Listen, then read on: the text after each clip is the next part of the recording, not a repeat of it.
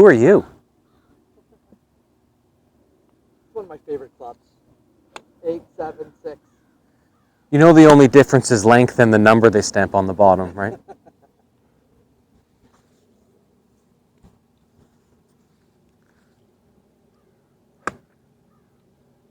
Wow. I'm impressed. Like, that's come a long way in a few months. Oh yeah, for sure.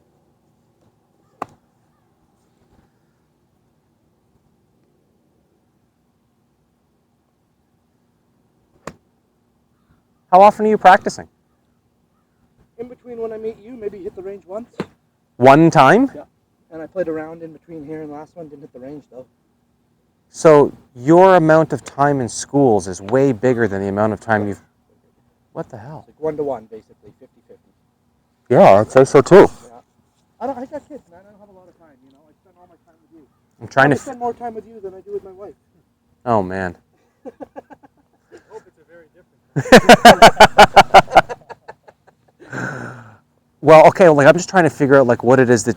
What's been the turning point for the look of your swing? Like the rhythm is there. Position-wise, things look pretty good. Let's try 4-iron. I struggle with that once in a while. Okay. Now, most often 4-irons are teed up on par 3s, but we'll try and hit a couple off the ground. Okay. I hit my 5-iron pretty well. Like I said, I like my mid-iron club. So okay. Usually when I play this, I just play it like I pretend like it's a 5-iron. Sure, okay.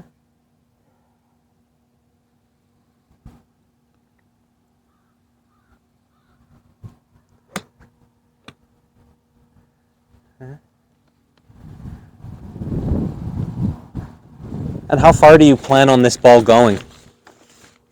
190. 4-iron, 190 off the ground. Okay, so like I know you haven't played a whole lot on the course, but like if someone laser beams it 190 to the hole, how far do you need to hit it in order to make it a functional shot? Right, because there's like where it's going to land, how much it's going to bounce up and roll. And maybe 10 yards to roll. Yeah, okay, I like that. It's 185 in the air. It's a good distance.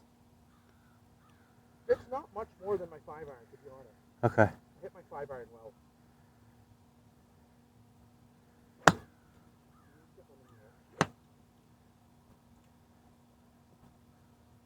Can we pretend that's your 5-iron? Yeah, sure. Cool.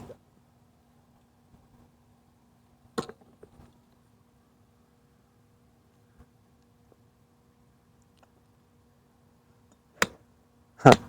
Nice shot. Most balls are going to be either pretty straight or have a fade to it, right? Do you agree with that, based on what we're seeing?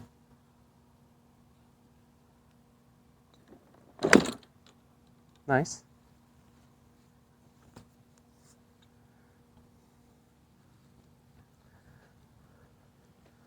Well, I think you might be a little far from the ball. Okay. We've talked about your stance width, so I'm not going to go there. Yeah, just a little, maybe a little too far from the ball.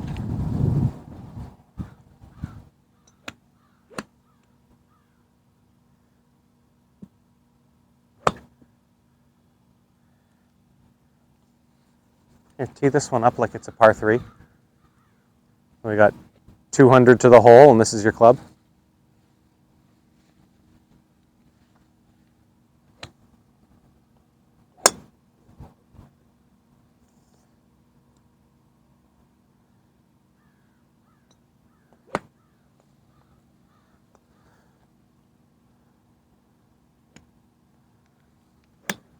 Hey, cool.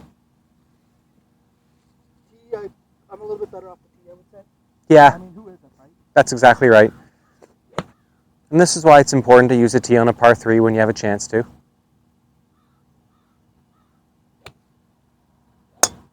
aiming for the gap in the tree. Yep, that's where you're lined up.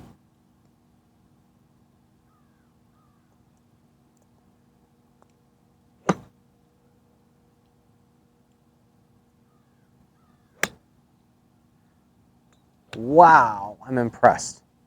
Okay. Your pitching wedge. Can get chunky once in a while, but let's pull it out. Yep. 100 yards? 110? 125 maybe? 125? No tee, I assume? Yes, correct.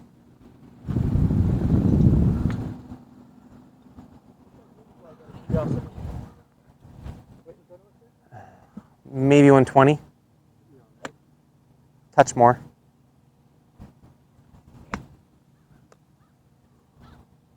$117. 130.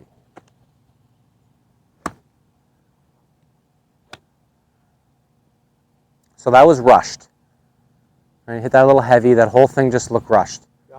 So, there's going to be times where just because we didn't kind of focus on getting ready to hit it, we hit it bad. It's not like there's something wrong with our swing. Just take your time to get ready to hit it.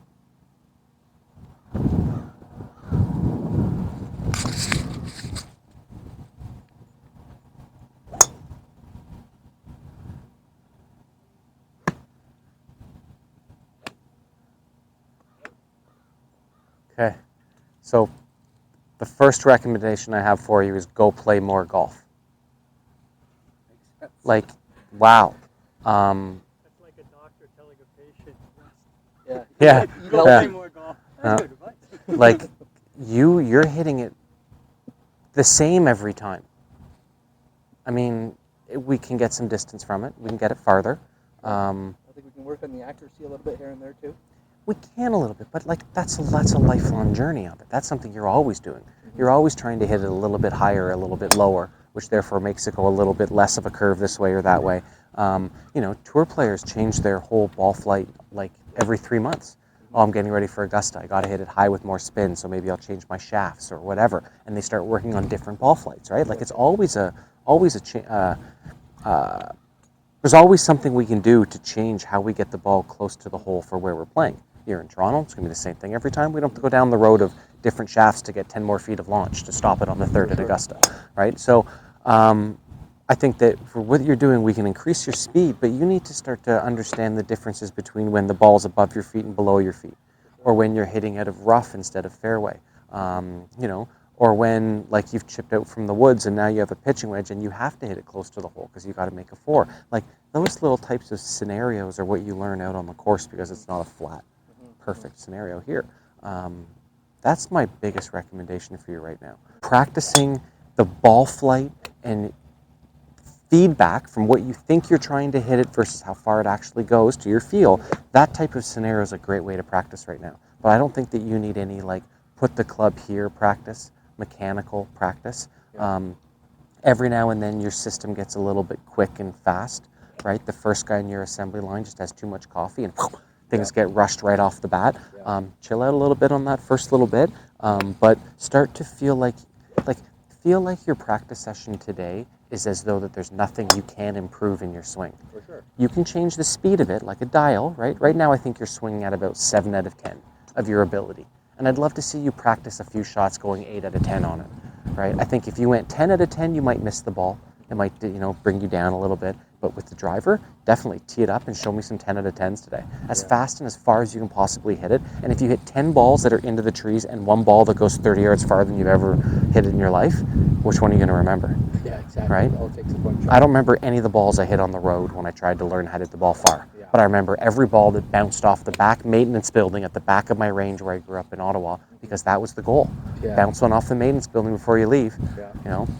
So that's kind of where I think we need to take your practice. I want to step away from the mechanics. We're doing short game in a little while, so we get a little more I'd feel. love to get to that stage. A little more feel and touch with that. But yeah, like today's practice, ball flight, distance control in terms of like, give yourself a number and try and hit that number. And if you don't, hit another one, right? Do it until you hit the number that's in your head. That's what I want to do today. And I think that if anything, I'm going to ask you to not be so quick off the golf ball, and every so often I'm going to ask you to turn up your dial. Okay. Cool. I like it. Tallest trees over the red flag, please.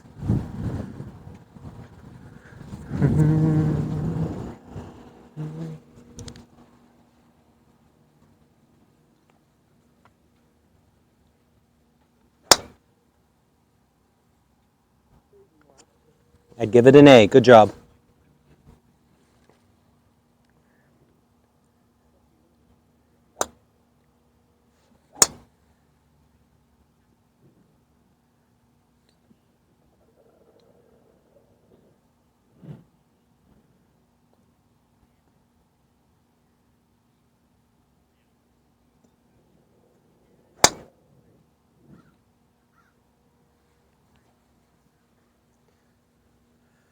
I know we're trying to move this driver faster, and the faster you move it, the farther you're going to be able to hit it. Mm-hmm. But if your takeaway is really aggressive and you use your one impulse on the takeaway, we don't get it back. Gotcha. We have one hard jab in the Yeah, I golf remember swing. hearing that in the video you sent me. Soft and then go. Okay.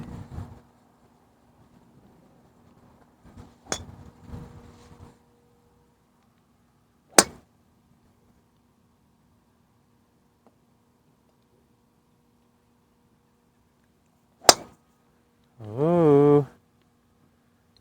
All your ball flights are pretty much the same, ending up 15 yards left of your target. So anytime you see trouble down the right, this should be the easiest game ever.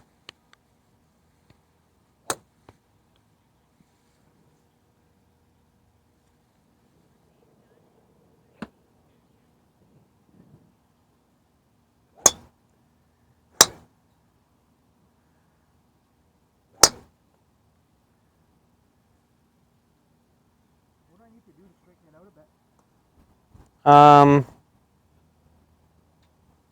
Feel like the club head passes your hands a little bit more. Right? Try not to feel like you're pulling on the grip all the way to the finish. Hit it higher. Hit it higher. That's a way to do it.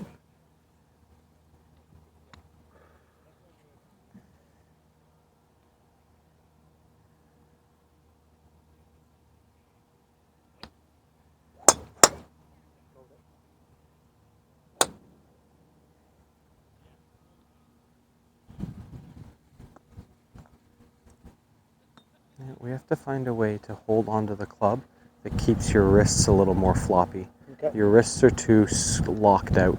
Whether it's squeeze from here or squeeze from here, it's locking your wrist out, and you're not able to let that club.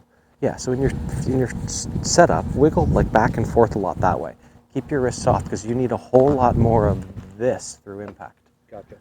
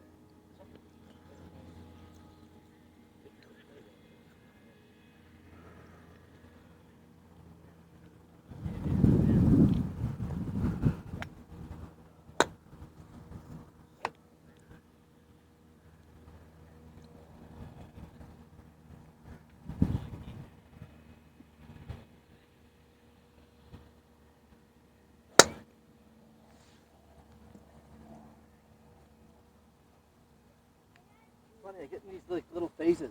I know. I'll hit a bunch in a row and then Yep. When you hit a bunch in a row and you get into a flow or a zone, you're not trying to make things happen.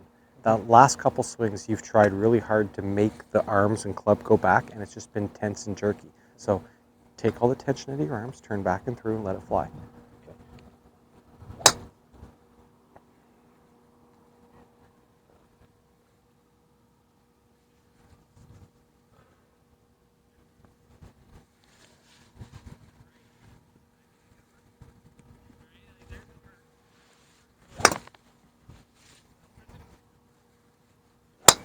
Yeah, there you go. Right back into it.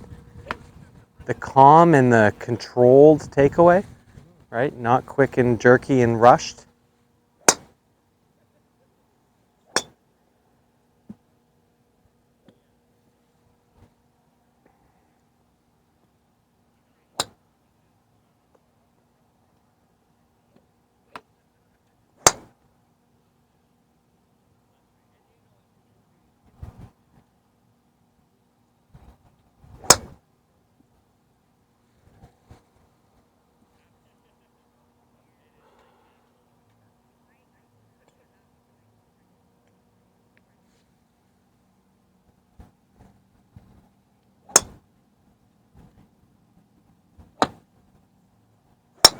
There we go. Well done.